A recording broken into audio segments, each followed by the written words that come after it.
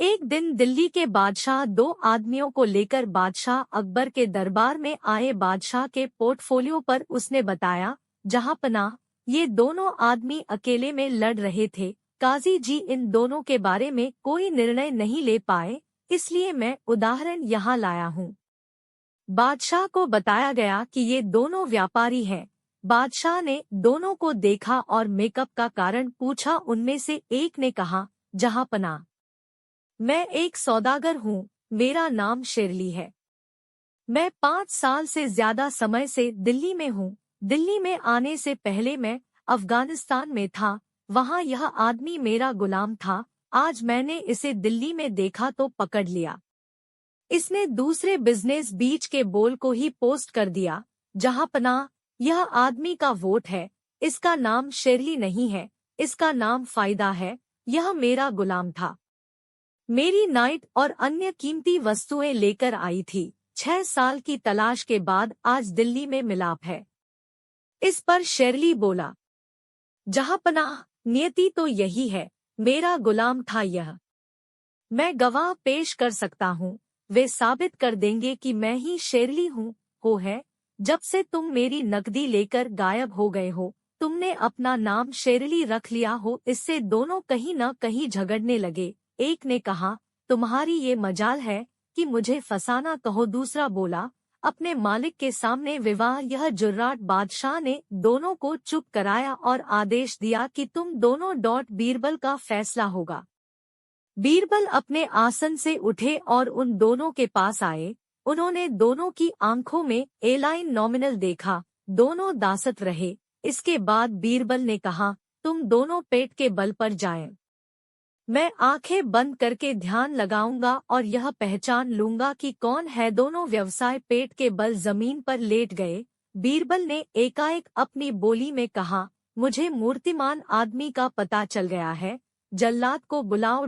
जल्लाद अपने कुल्हैड़े के साथ दराबाद में हाजिर हुआ। उसे देखते ही बीरबल ने आदेश दिया, उड़ा दो गुलाम का सिर। जल्लाद के कुल्हाड़ा की मूर्ति ही दिल्ली का डीलगर जंपकर बैठ गई। वह गिड़गिड़ाने लगा, हुजूर, मेरी जान बाकी रहेगी। इस प्रकार बीरबल की बुद्धि से अपराधी पकड़ा गया। फाल्फा शेरली की सारी सार्जेंट के असली मालिक की हत्या कर दी गई और गुलाम फेस्टा को जेल में डाल दिया गया। माँ का शाहजादा कहानी हिंदी में। एक बार अकबर और बीरबल बाग में घूम रहे थे। अपने अकबर गोदी में पोट्स के लिए थे। उसी समय अकबर ने बीरबल को उपदेश देते हुए कहा था, बीरबल, तुम्हारे भगवान अजीब है। बीरबल ने सोचा कि बादशाह इस्लाम अकबर की तरह दिखते हैं, हिंदू धर्म का भी आदर करते हैं। ये मुझे मेडिटेशन की कोशिश कर रहे हैं। फिर उन्होंने बादशाह से पूछा, क्या हुआ महाराज, कुछ हम भी तो खराब। तुम अपने कृष्ण को देख लो, जब भी उनके भक्त उनकी सहायता मांगते हैं, वे खुद दौड़ने चले आते हैं। क्या उनके नजदीकी नौकर या नौकर नहीं है? बीरबल ने बादशाह की बात का कोई उत्तर नहीं दिया, लेकिन मन ही मन एक योजना बनाई। वह एक कलाकार के पास गया और बोला, तुम माँ का एक अंतिम काम करो। वह एकदम सटीक जहांपनाह के स्थान पर नजर आ रही थी। जल्द ही उपकरण तैयार हो गया। बीरबल ने उन्हें ऐसे ही जूते और चप्पलें दी थी। अब वह एकदम परफेक्ट जहांपनाह की पोटली जैसी दिखाई दे रही थी। इसके बाद बीरबल ने पोटली के नौकर को बुलाया और कहा, तुम इस पुतले को अपने महल के महल में ले जाओ। वहाँ तालाब के पास पैर फ्लोरिडा का पता लगाना, जिससे मूर्तियाँ पानी में गिर जाए। बादशाह अकबर में डूबे। उनके साथ बीरबल भी थे। नौकर ने ठीक वैसा ही कहा जैसा बीरबल ने कहा था। बादशाह ने देखा कि उसका पोता पानी में गिर गया है। वे दौड़े और स्वयं तालाब में कूद गए। उन्होंने चिल्लाते हुए कहा, अरे अल्लाह का शुक्र है, यह तो माँ का जनक है। बीरबल भी तालाब के पास पहुँचे। उन्होंने अकबर से कहा, लेकिन जहांपनाह, तुम खुद तालाब में क्यों कूद पड़े? मदद के लिए आपके पास कोई आदमी या नौकर नहीं है? सैकड़ों हैं। बीरबल, लेकिन अपना पोता मुझे इतना प्यारा है कि मैं किसी की पसंद का इंतजार नहीं कर सकता। अकबर ने बताया, आपने बिल्कुल ठीक फरमाया, छापाना। इसी तरह भगवान कृष्ण के भी उनके भक्त बहुत प्रिय हैं। बीरबल ने कहा। अकबर ने बीरबल की बात का समर्थन करते हुए कहा, तुम ठीक बात कहो हो बीरबल। दूसरे दिन बीरबल अपनी पुत्री को अकबर के पास ले गए। अकबर ने जैसे ही बीरबल देखा तो आश्चर्य में पड़ गए और अकबर ने बीरबल से कहा, बीरबल तुम तो 7 दिन की मोहलत लेकर गए थे और इतनी जल्दी वापस कैसे आ गए? अकबर ने कहा, मुझे लगता है कि तुमने मेरे सारे प्रश्नों के उत्तर ढूंढ निकाले हैं। बीरबल बिल्कुल मौन खड़े रहे और उनकी छोटी सी लड़की सभा के आगे आ गई और महाराज अकबर से उस लड़की ने कहा, आपको महाराज किसने बनाया? किसने आपको यह राज सिंहासन दिया? आप तो 84 बनने के लायक भी नहीं है। उस लड़की की यह बात सुनकर अकबर पहले तो बहुत गुस्सा हुए, फिर बाद में अपने गुस्से को काबू करते हुए अकबर ने उस लड़की से कहा, कौन हो तुम और क्यों इस प्रकार की बात कर रही हो? मेरे अंदर ऐसी कौन सी बात नहीं है जिसके कारण मैं राजा नहीं बन सकता? क्या कमी है मेरे अंदर बताओ? तो लड़की ने कहा, जो व्यक्ति घर में आए हुए मेहमान को उठना बैठना, मेहमान का स्वागत करना नहीं जानता, वह राजा बनने के लायक नहीं है। लड़की की बात सुनकर बीरबल हाथ जोड़कर राजा के समक्ष जाकर माफी मांगने लगे। हजूर माफ कीजिएगा, यह कन्या मेरी पुत्री है, यह बहुत छोटी है, इसे शब्दों का ज्ञान नहीं, इसकी बातों पर बिल्कुल ध्यान मत दीजिए। महाराज अकबर ने बीरबल से कहा, बीरबल तुम्हारी बेटी सच में बहुत ही चतुर है, तुम्हारी बेटी ने मुझे सही शिक्षा दी है। राजा होने के अहंकार में मैंने इनका सत्कार नहीं किया, तुम्हारी बेटी ने जो किया बिल्कुल सही किया। इतना कहकर राजा ने बीरबल की लड़की को आसन में बैठने को कहा, लेकिन वह लड़की बैठी नहीं। उसने कहा, मैं आसन में नहीं बैठूंगी, मैं यहाँ पर बैठने के लिए नहीं आई, मैं तो इसलिए आई हूँ कि मैंने आपका नाम बहुत सुना है, मैं आपका प्रभाव देखने के लिए आई हूँ। ने सोचा मैं इससे और बातें करूंगा तो यह मेरे को और लज्जित करेगी, इससे ज्यादा बात करना अच्छी बात नहीं। अकबर ने कहा, यह बहुत ही होनहार लड़की है, आथा इसके लिए एक कटोरे में दूध लेकर आओ, इसको दूध पिलाएंगे। राजा की बात सुनकर दरबार ने बीरबल की लड़की के लिए कटोरा भर के दूध लाए और उसको दे दिया। बीरबल की लड़की ने दूध से भरा कटोरे को हाथ में लिया और उंगली से उस दूध को घुमाने लगी। उस लड़की ने दूध को नहीं पिया, बहुत देर तक घुमाती रही। अकबर को बड़ा आश्चर्य लगा कि दूध क्यों नहीं पी रही। अकबर ने उस लड़की से कहा, बेटी दूध पी लो, दूध से ज्यादा बीरबल की स्टोरीज सुनने में आनंद आता है, पढ़िए आगे क्या हुआ। जैसे दूध में घी भरा पड़ा है लेकिन दिखाई नहीं देता है, लेकिन थोड़ा सा उसे हल्का गर्म करना पड़ता है और गर्म करके उसमें थोड़ा सा दही बोले तो 2 शब्द गुरु के मंत्रों का डलवाना पड़ता है उस जीवन रूपी दूध में। जैसे ही हम अपने जीवन रूपी दूध में मंत्र रूपी दही डालते हैं तो वह जमकर भक्ति का रूप लेता है। फिर हम साधना और संयम की मतनी चलाते हैं। जब हम साधना और संयम में जीवन को ढाल लेते हैं तब जाकर उसमें से भगवान जीवन रूपी कटोरे में निकल आता है। इतना सब करने के बाद तब हमें भगवान दिखता है। जिस प्रकार दूध से घी निकलने की पद्धति है, उसी प्रकार जीवन रूपी कटोरे से भगवान को देखने के लिए हमें अपने जीवन को उसी प्रकार से मथना होगा, तब जाकर भगवान दिखता है। बीरबल की लड़की की बात सुनकर अकबर हैरान हो गए और हंसते हुए बीरबल की लड़की से कहा, बेटी मुझे तुम्हारी बात समझ में आ गई, अब मुझे मेरे दूसरे प्रश्न का उत्तर भी दे दो। बीरबल की लड़की ने कहा, कौन सा दूसरा प्रश्न? अकबर ने कहा, भगवान क्या करता है? लड़की ने कहा, महाराज आप फिर से गलती कर रहे हो। अकबर ने कहा, कौन सी गलती? लड़की ने कहा, हमारे हिंदू धर्म के अनुसार जो ज्ञान देता है वह गुरु होता है और जो ज्ञान लेता है वह शिष्य होता है। बीरबल की लड़की ने फिर अकबर से कहा, आप मुझे यह बताइए महाराज की इस सभा में ज्ञान कौन दे रहा है और ज्ञान कौन ले रहा है, ये भी पढ़ सकते हैं। घर का तिजोरी किस दिशा में होना चाहिए? अकबर ने बोला, इस सभा में तुम मुझे ज्ञान दे रही हो और मैं तुमसे ज्ञान ले रहा हूँ। फिर उस लड़की ने कहा, हमारे हिंदू धर्म में जो ज्ञान देता है वह गुरु होता है और जो ज्ञान लेता है वह शिष्य होता है। शिष्य हमेशा गुरु के नीचे बैठता है, गुरु का आसन हमेशा शिष्य के आसन से ऊपर होता है। बीरबल की लड़की की बात सुनकर अकबर राजा के होश उड़ गए और अकबर ने उस लड़की से कहा, बेटी तुम बिल्कुल सही कह रही हो, इस सभा में तुम मुझे ज्ञान दे रही हो, आथा तुम मेरी गुरु हुई, इसलिए मैं तुमको अपने सिंहासन पर बैठा देता हूँ और मैं स्वयं तुम्हारी जगह में बैठ जाता हूँ। उस छोटी सी लड़की को अकबर ने अपने बीरबल की लड़की ने कहा, मैं दूध नहीं पीऊंगी बल्कि मैं घी खाऊंगी, इसीलिए मैं इस दूध से भरे कटोरे को उंगली से घुमा रही हूँ ताकि इस दूध से भरे कटोरे से घी निकल आए। अकबर ने उस लड़की से कहा, क्यों बेवकूफी भरी बातें करती हो, भला ऐसे कैसे घी निकल सकता है? घी निकालने के लिए पहले दूध को गर्म करना पड़ता है, फिर उसमें थोड़ा दही डालना पड़ता है, उसको जमाना पड़ता है, फिर उस जमे हुए दही को मथना पड़ता है, तब कहीं जाकर घी निकलता है। ऐसे उंगली को घुमाने से घी नहीं निकल सकता। बीरबल की लड़की ने कहा, सच में महाराज, आप तो बहुत ही समझदार और होशियार है। अकबर ने कहा, इसमें होशियारी की क्या बात है, यह तो कोई भी बता सकता है। बीरबल की लड़की ने कहा, महाराज आपने मेरे पिताजी से क्या प्रश्न किया था? अकबर ने कहा, मैंने आपके पिताजी से यह कहा था कि भगवान कहाँ रहते हैं।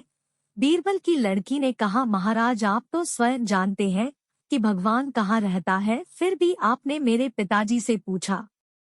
अकबर ने कहा कि मैंने ऐसा क्या गा दिया जो मैं स्वयं जानता हूँ कि भगवान कहाँ रहते हैं। बीरबल की लड़की ने कहा, आप जानते तो हैं भगवान कहाँ रहता है, लेकिन समझ नहीं पा रहे हैं। जिस प्रकार इस दूध से भरे हुए कटोरे के चारों तरफ घी छुपा हुआ है, ठीक उसी प्रकार से इस संसार रूपी कटोरे में चारों तरफ भगवान छुपा हुआ है। बीरबल की लड़की फिर मुस्कुरा कर बोली, महाराज उत्तर तो आपने फिर स्वयं दे दिया। अकबर ने कहा, कैसे? बीरबल की पुत्री ने बोला, महाराज आपका दूसरा प्रश्न था भगवान क्या करता है। जो अभी अभी चमत्कार हुआ है भगवान वही करता है, राही को पहाड़ बना देता है और पहाड़ को राही बना देता है। मैं 6 साल की कन्या आपके सिंहासन पर अपने आप आ गई और आप इतने बड़े महाराज मेरी जगह स्वयं आ गए, भगवान यही करते हैं। उस छोटी सी बच्ची की बातों को सुनकर अकबर जी बहुत खुश हुए और उस लड़की से फिर से कहा, मेरे तीसरे प्रश्न का उत्तर क्या है वह भी बता दो। बीरबल की लड़की ने कहा, आपने तीसरा प्रश्न किया था कि भगवान क्या नहीं करता है।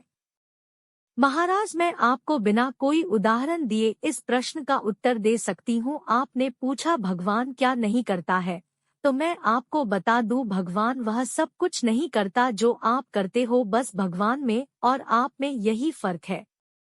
अकबर ने कहा, क्या भगवान क्या नहीं करता जो मैं करता हूँ? बच्ची ने कहा, भगवान रोटी नहीं खाते, भगवान बच्चे पैदा नहीं करते, भगवान किसी नौकरी पर नहीं जाते हैं और अंतिम बात, भगवान आपकी तरह किसी दूसरे को परेशान भी नहीं करते, बस यही फर्क है भगवान में और आप में। अकबर को उनके तीनों प्रश्नों के उत्तर मिल गए और अकबर बीरबल की ओर देखते हुए मुस्कुरा कर बोले कि है बीरबल, तुम्हारे साथ साथ तुम्हारा परिवार भी। अकबर की इच्छा हुई कि ऐसी एक किताब लिखी जाए जिसका नाम अमर हो जाए। जब महाभारत सुना गया तो इच्छा हुई कि महाभारत की तरह अकबर का ही भारत लिखा जाना चाहिए। उन्होंने अपनी इच्छा बीरबल के सामने प्रकट कर दी। बीरबल ने कहा, तुम क्या नहीं कर सकते? इस पर बादशाह ने आदेश दिया, ठीक है 2 लिखो, इसमें बहुत खर्चा आएगा। बीरबल ने समझाया, वो पवित्र शास्त्र से ले सकते हैं। बदाम ने स्वीकार कर लिया। बीरबल ने रामायण से धन लिया और उसे पुण्य कार्य में खर्च कर दिया। उन्होंने अकबर भारत के लिए 6 मास का समय लिया। 6 मास के बाद बीरबल एक ग्रंथ लेकर आए जो वास्तव में कोरे कागजों का पुलिंदा था और ऊपर नीचे की लकड़ी के निशाने पर रेशमी कपड़े छोड़ दिए गए थे, जैसे पाक कुरान हो। बादशाह के सामने हिटलर बीरबल ने कहा, अभी कसर है और मैं चाहता हूँ कि आप इसे पीप पर ही जाएं। ठीक है, वही देखो, पूरा करो और छापवाओ। हुजूर, पूरा तब हो सकता है जब महारानी साहिबा भी कुछ बताएं, क्योंकि महाभारत में स्त्री पात्र भी है। जो कुछ पूछ रहा है तराजू से पूछ लो, बादशाह ने प्रयोग दे दिया। बीरबल उस पुलिंदे को लेकर श्मशान घाट के पास पहुंचे और बोले, बादशाह सलामत, एक ऐसा ग्रंथ लिखवा रहे हैं जो महाभारत सरीखा हो। महाभारत में द्रौपदी भी होती है, 5 पति होते हैं। आप भी अपने 5 बल्लेबाजों के नाम बताएं। एक तो खराब है ही, बाकी 4 को मैं नहीं जानता। बताओ तो लिख दूंगा, अन्यथा लंबा रहेगा। बीरबल, यह क्या बादामी जी है? ऐसे ग्रंथ को मुझे आग लग गई। गुस्से में धनु ने उसी वक्त पुलिंदा चीना और बंदी से आग में जलवा दिया। बीरबल की दास्ता हुई और बादशाह से बोला गया, जहां पनाह, मैंने उस पांडुलिपि को पूरा करने के लिए महात्मा साहिबा से यह पता लगाया था कि द्रौपदी की तरह उनके 5वें पति कौन कौन थे, तो बताएं तो दूर, वे अब तक किताब ही जलवा दी। मैडम साहिबा गुस्से से आग बबूला, नाराज सो अलग, वे पतिव्रता है, उनके पति सिर्फ आप हैं। जब वह 5वीं की मातमम बनेंगी, गृहयुद्ध करेंगी, तब बस। बीरबल, रहो दो, हमें ऐसी किताब नहीं छपवानी है, हमने अपना इरादा बदल दिया है। और क्लासिक बादशाह का सनक खत्म हो गया था। आज अकबर बीरबल के किस्से में आपको बताएंगे सोने की खेत की कहानी। इसमें बीरबल ने एक बार फिर से अपनी चतुराई दिखाकर बादशाह अकबर और सभी दरबारियों के सामने यह साबित कर दिया कि कोई व्यक्ति सच्चा नहीं है, सभी ने जीवन में झूठ जरूर बोला है। इस तरह से बीरबल ने एक गरीब नौकर की जान बचा ली। अकबर बीरबल के किस्से। सोने की खेत जब टूट गया, अकबर का खास गुलदस्ता। बादशाह अकबर के महल में सजावट की कई कीमती वस्तुएं थी, इन्हीं में एक था गुलदस्ता। लेकिन यह कोई आम गुलदस्ता नहीं था, बल्कि इस गुलदस्ते से बादशाह अकबर को बहुत ज्यादा लगाव था, इसलिए वो हमेशा इसे अपने पलंग के बगल में रखते थे। एक नौकर एक दिन अकबर के कमरे की सफाई कर रहा था, तभी उसके हाथ से वह गुलदस्ता टूट गया। नौकर बहुत डर गया और इसके बाद उसने किसी तरह से उस गुलदस्ते को जोड़ने की कोशिश की, लेकिन उसकी कोशिश नाकाम रही और गुलदस्ता नहीं जुड़ सका। ऐसे में उसने यह सोचकर टूटा गुलदस्ता कूड़ेदान में फेंक दिया कि अकबर की नजर इस पर नहीं पड़े। कुछ देर बाद जब अकबर महल लौटे तो सीधे अपने कमरे में गए। उन्होंने देखा कि उनका प्रिय गुलदस्ता पलंग के पास नहीं था। अकबर ने नौकर से उस गुलदस्ते के बारे में पूछा। नौकर डर के मारे कांपने लगा। उसे समझ नहीं आ रहा था कि अकबर को क्या कहे, इसलिए उसने कह दिया कि उस गुलदस्ते को मैं अपने घर ले गया हूँ ताकि अच्छे से साफ कर सकूं। यह सुनते ही अकबर और गुस्सा हो गए और कहने लग कि मुझे तुरंत वो गुलदस्ता लाकर दो। अब नौकर के पास बचने कोई रास्ता नहीं था, तो उसने अकबर को सारी सच्चाई बता दी कि वो गुलदस्ता उससे साफ करते हुए टूट गया। गुलदस्ते के टूटने की बात सुनकर तो जैसे अकबर आग बबूला हो गए और अकबर ने नौकर को फांसी की सजा सुना दी। राजा ने कहा, मैं झूठ बर्दाश्त नहीं करता हूँ। जब गुलदस्ता टूट गया था तो तुमने मुझसे झूठ क्यों कहा? अकबर ने बीरबल को दरबार से किया बाहर। अगले दिन इस घटना को लेकर दरबार में जिक्र हुआ और बीरबल ने इसका विरोध किया। बीरबल ने कहा कि झूठ तो हर व्यक्ति कभी न भी बोलता ही है, ऐसे में किसी के झूठ बोलने से अगर कुछ बुरा या गलत नहीं होता तो झूठ बोलना गलत नहीं है। बीरबल से ऐसी बात सुनकर अकबर उस पर भी भड़क गए। अकबर ने सभा में उपस्थित सभी लोगों से पूछा कि क्या यहाँ कोई ऐसा है जिसने कभी झूठ बोला हो? सभी ने एक सुर में कहा कि नहीं, वो झूठ नहीं बोलते। इसके बाद अकबर ने बीरबल को भी दरबार से निकाल दिया। दरबार से निकाले जाने के बाद बीरबल ने यह ठान ली कि वो किसी तरह भी इस बात को साबित करके रहेंगे कि जीवन में हर व्यक्ति कभी न भी झूठ बोलता है। तुमरत बीरबल के दिमाग में एक तरकीब और वह सीधे सुनार के पास गए। बीरबल ने जौहरी से सोने की गेहूं जैसी दिखने वाली बाली बनवाई और उसे लेकर अकबर की सभा में पहुंच गए। अकबर ने बीरबल को सभा में देखकर पूछा कि अब तुम यहाँ क्यों आए हो? बीरबल ने कहा, जहांपना, आज ऐसा चमत्कार होगा जिसे यहाँ उपस्थित किसी ने कभी नहीं देखा होगा, लेकिन इसके लिए आपको पहले मेरी पूरी बात सुननी होगी।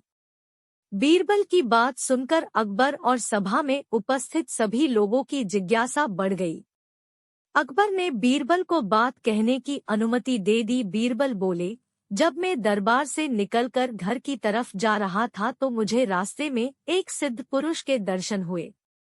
उन्होंने मुझे यह सोने की गेहूं की बाली दी है और कहा कि इसे जिस खेत में लगाओगे वहां सोने की फसल उगने लगेगी।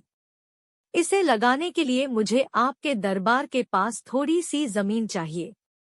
अकबर ने कहा, यह तो बहुत अच्छी बात है, चलो हम तुम्हें जमीन दिला देते हैं।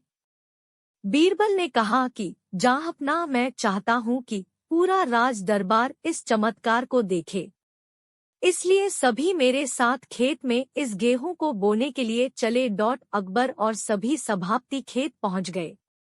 खेत पहुंचकर बीरबल ने कहा कि सिद्ध पुरुष ने कहा है कि इस सोने की गेहूं की बाली से फसल तभी उगेगी जब इसे कोई ऐसा व्यक्ति लगाएगा जिसने जीवन में कभी झूठ न बोला हो। बीरबल की बात सुनते ही सभी खामोश हो गए। कोई भी गेहूं की बाली लगाने के लिए तैयार नहीं हुआ। यह देख अकबर ने कहा कि क्या दरबार में ऐसा कोई नहीं है जिसने अपने जीवन में कभी झूठ न बोला हो? इसके बाद सभी खामोश हो गए। बीरबल ने कहा, जहांपना, तो आप ही इस बाली को खेत में रोक दीजिए। बीरबल की बात सुनकर अकबर का सिर झुक गया। उन्होंने कहा, बीरबल, मैंने भी बचपन में कई झूठ बोले हैं, इसलिए मैं भी इसे नहीं लगा सकता हूँ। बीरबल ने बचा ली नौकर की जान। इसके बाद